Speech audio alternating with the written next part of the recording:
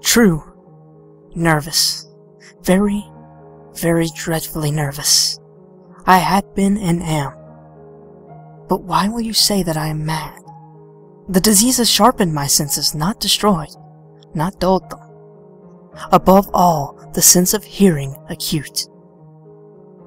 I heard all things in the heaven and in the earth. I heard many things in hell. How, then, am I mad? Hearken, and observe how healthily, how calmly I can tell you the whole story. It is impossible to say how first the idea entered my brain, but once conceived, it haunted me day and night. Object, there was none. Passion, there was none. I loved the old man. He had never wronged me.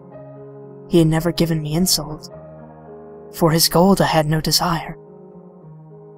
I think it was his eye. Yes, it was this. He had the eye of a vulture, a pale blue eye with a film over it. Whenever it fell upon me, my blood ran cold. And so by degrees, very gradually, I made up my mind to take the life of the old man, and thus rid myself of the eye forever. Now this is the point. You fancy me mad. Madmen know nothing, but you should have seen me. You should have seen how wisely I proceeded, with what caution, with what foresight, with what dissimulation I went to work. I was never kinder to the old man than during the whole week before I killed him. And every night, about midnight, I turned the latch of his door and opened it, oh so gently. And then, when I had made an opening sufficient for my head, I put in a dark lantern, all closed, that no light shone out. And then, I thrust in my head.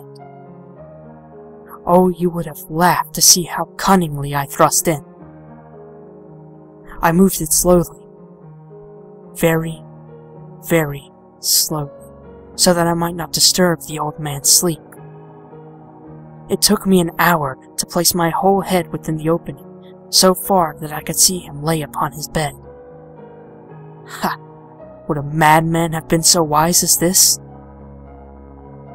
And then, when my head was well in the room, I undid the lantern cautiously. Oh, so cautiously. Cautiously, for the hinges creaked.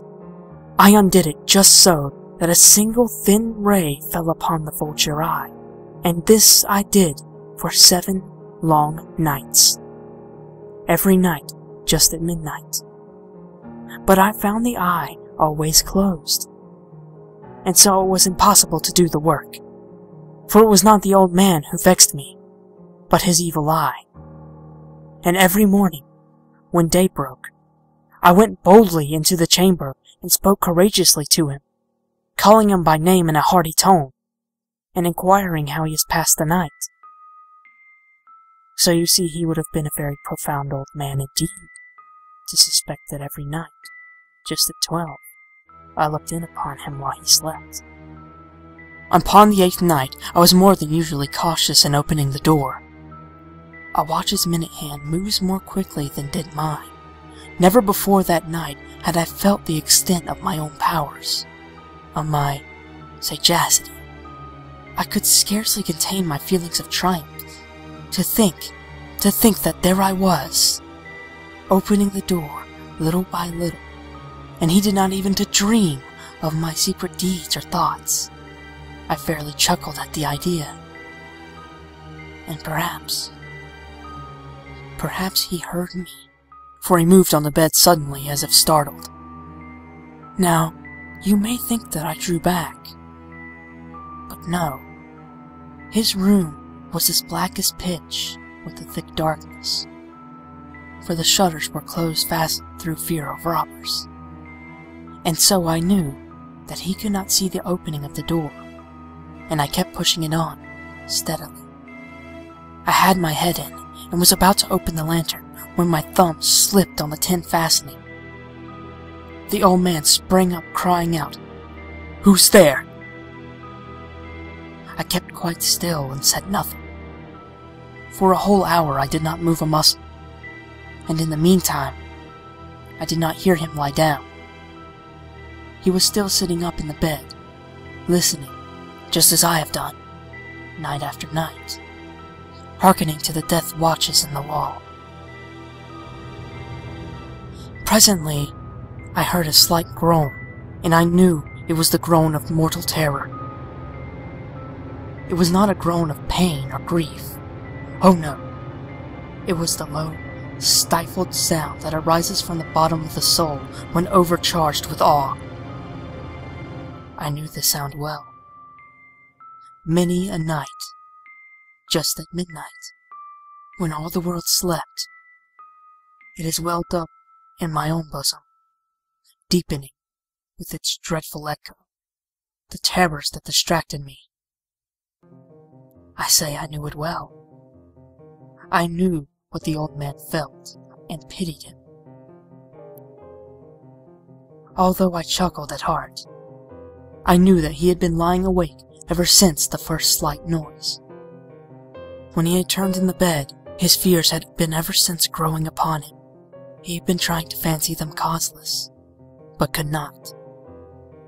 He had been saying to himself, "It is nothing but the wind in the chimney.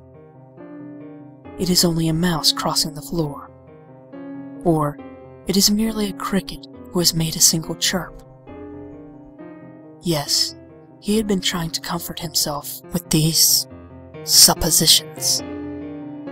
But he found it all in vain, because death, in approaching him, had stalked with his black shadow before him and enveloped the victim.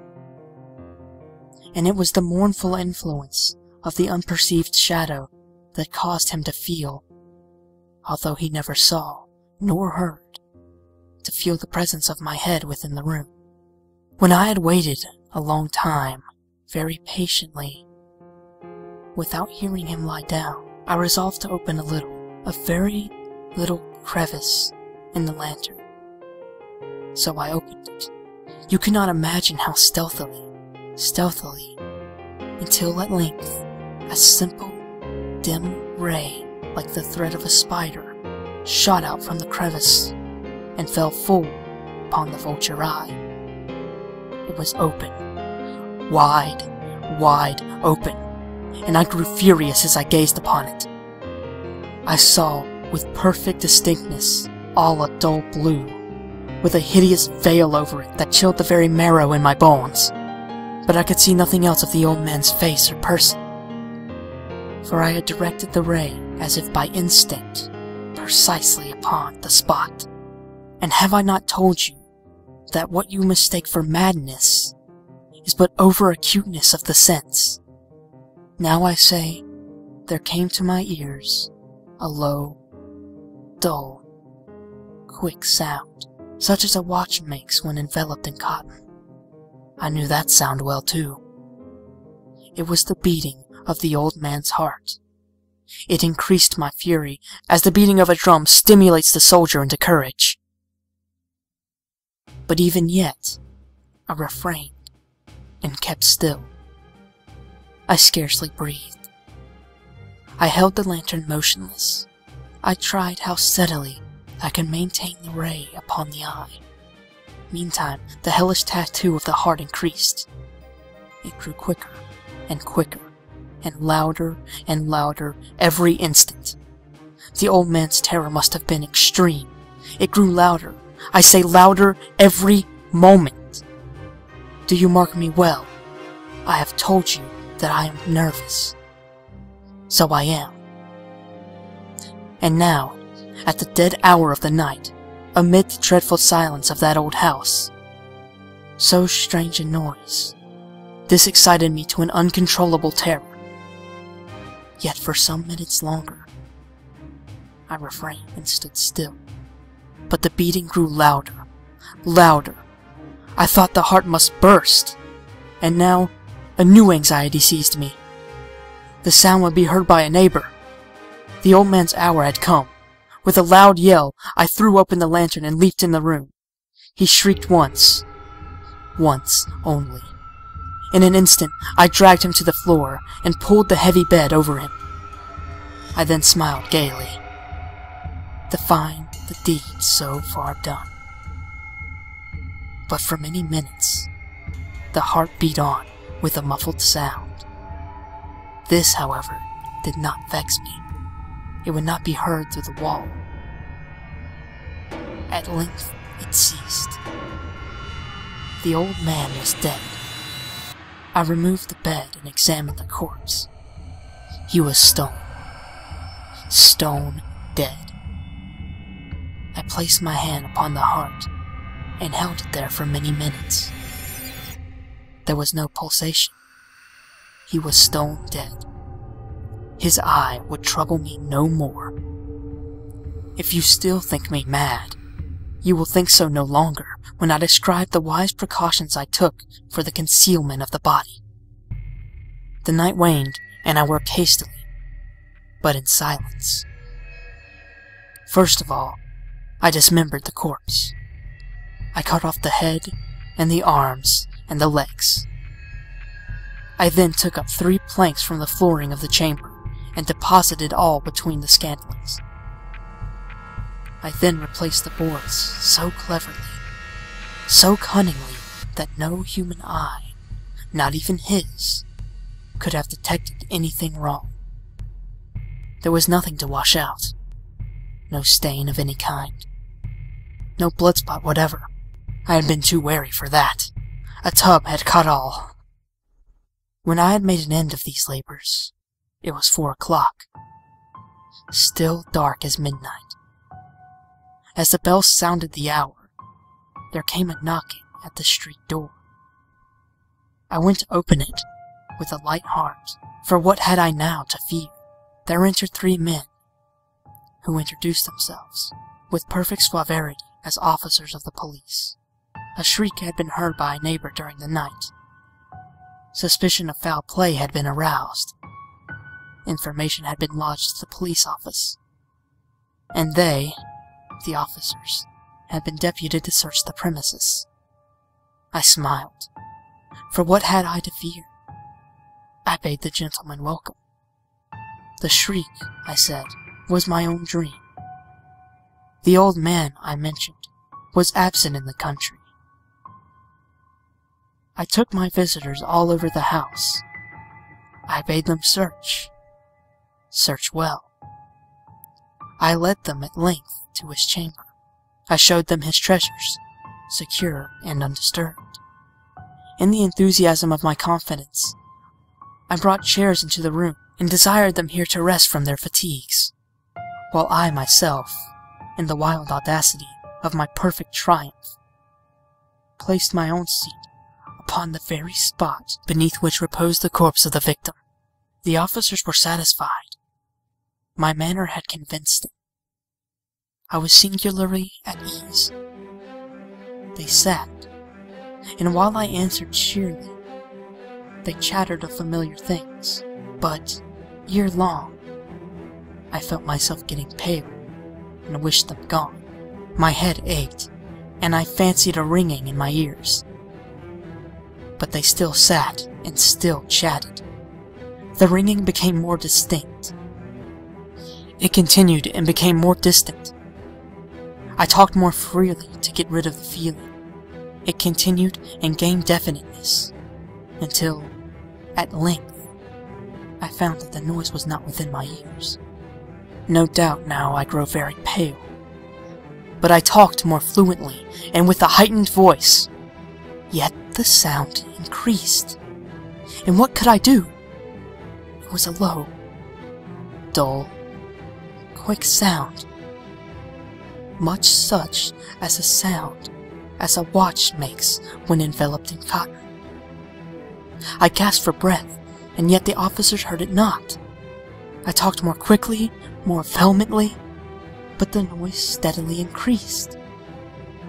I arose and argued about trifles in a high key, without violent gesticulations, but the noise steadily increased. Why would they not be gone?